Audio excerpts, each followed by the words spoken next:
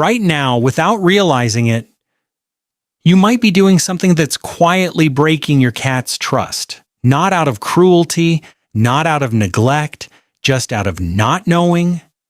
And that's the scariest part, because most of these mistakes feel completely normal. But to your cat, they register as something entirely different. We're going through 6 of them today. Some will surprise you. Some might sting a little. And the last one is something almost every cat owner does out of pure love. That's exactly what makes it the hardest to hear. 1. Your voice is teaching them the wrong lesson. Be honest. Have you ever caught your cat knocking something off the counter and immediately yelled their name? Most of us have. It feels instinctive. Like, surely they'll understand this means stop. But here's what's actually happening inside your cat's brain. Cats don't process punishment the way we assume. What they pick up on isn't the lesson. It's the unpredictability. When you yell, your cat doesn't think, I shouldn't do that. They think this person is unpredictable. And unpredictability is one of the most significant chronic stressors a domestic cat can experience. Research published in the Journal of Veterinary Behavior found that cats regularly exposed to raised voices showed higher levels of chronic stress and were more likely to develop behavioral problems, hiding, aggression, and litter box avoidance among them. What actually works? A low, firm tone combined with redirecting their behavior immediately. Move them, give them an alternative, end the interaction calmly. Cats respond to consistent calm far better than volume. The goal isn't to scare them out of something, it's to make another choice. Feel more natural. 2. The hunting itch they can never scratch. When was the last time your cat actually chased something, really chased it, fully committed? If you have to think about that, it's probably been a while. Cats are hardwired for a specific behavioral sequence. Stalk, chase, pounce, catch, bite, eat. That cycle is biologically driven and it exists completely separate from hunger. Researchers have documented cats stopping mid-meal to chase something that moved nearby. The drive to hunt isn't about food, it's about the sequence itself. When that sequence gets cut off over and over, the brain doesn't just move on, it stays stuck. Feline behavior researchers have found that cats deprived of regular predatory play develop a recognizable set of problems: anxiety, over-grooming, redirected aggression, and what looks like laziness, but is actually closer to giving up. That cat sleeping all day isn't low maintenance. They may have simply stopped trying to engage with a world that never engages back. 10 to 15 minutes of interactive play per day, wand toy, feather, anything moving unpredictably, makes a measurable difference. And here's a detail most people skip. Play before mealtime. It completes the natural cycle. Hunt, catch, eat, groom, sleep. When that sequence runs the way it's supposed to, you'll see the difference in your cat's energy, their mood, and the way they look at you. If this is already shifting how you see your cat, hit like and subscribe. It helps these videos reach more cat owners who need to hear this. 3. The silent dehydration. Cats evolved in desert environments. Their wild ancestors got most of their water not from drinking, but from eating prey. Raw meat contains roughly 65 to 75% moisture.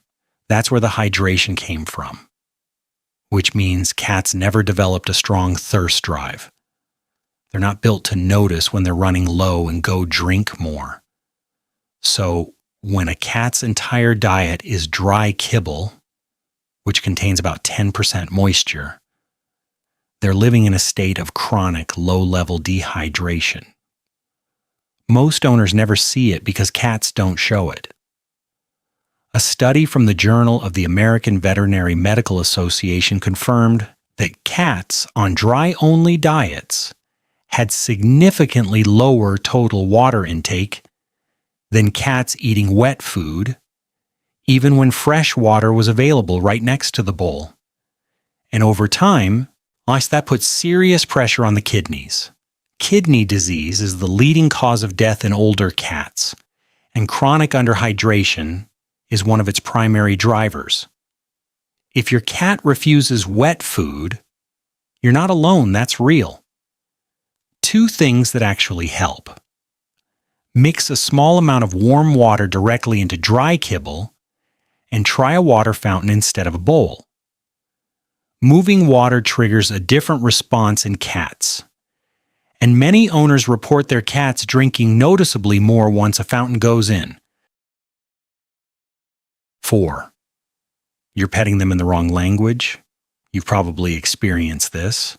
Your cat is settled, purring, leaning into your hand, and then, out of nowhere, they bite you. Nothing changed.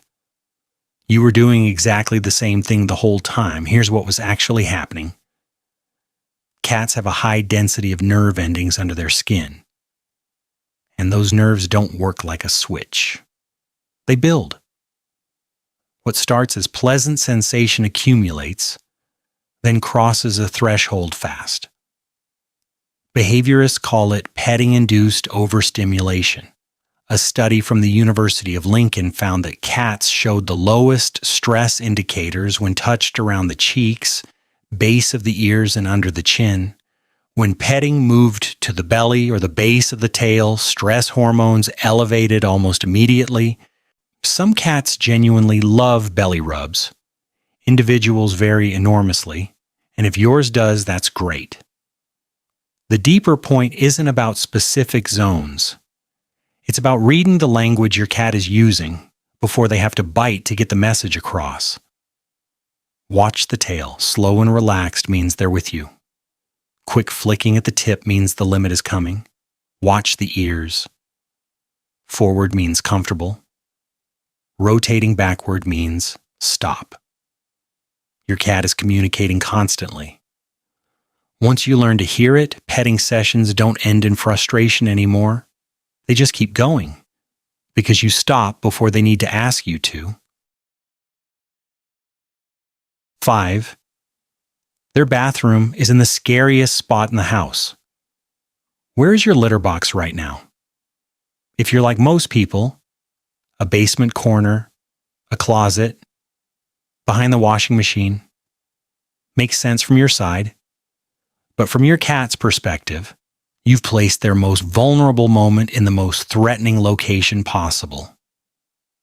Cats are simultaneously predators and prey. Every time they use a litter box, they're in one of the most exposed states they experience all day. They need to see what's around them. They need an exit. A box wedged into a dark corner with one way in and one way out violates every survival instinct they have. Research in applied animal behavior science identified litter box placement as one of the top factors linked to elimination problems in cats. If your cat has been going outside the box, there's a real chance it's not defiance, it's fear. Place boxes in open areas where your cat can see their surroundings and has room to move. Avoid loud appliances nearby. A washing machine suddenly starting is enough to create lasting aversion. And if you have more than one cat, 1 box per cat, plus 1 extra. 2 cats, 3 boxes in different areas of the house. Not because cats are complicated, because options remove tension before it starts. 6, they wait for you. Every single day. I said the last one would be the hardest. Here it is. There's a belief about cats that's become almost cultural. that they're independent, self-sufficient, that unlike dogs, they genuinely don't need you. It's one of the most persistent myths in pet ownership, and it's causing real suffering for millions of cats right now in silence.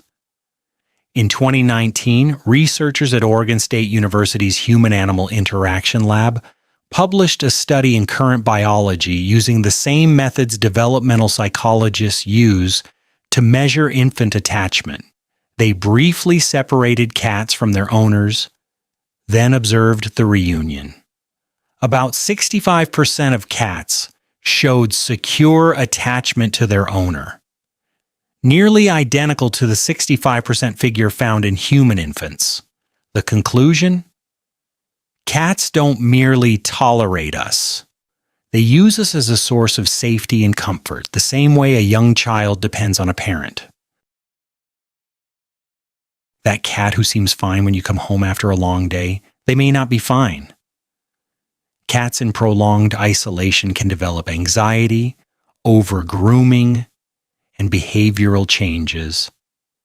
But unlike dogs, they don't show it loudly. They go quiet. They withdraw. And that silence tricks us into thinking everything's okay. You have to work. That's not the issue. What matters is what you do around it. Say goodbye before you leave. When you come home, find them. Don't just walk past. Spend 5 real minutes on the floor, present, actually with them.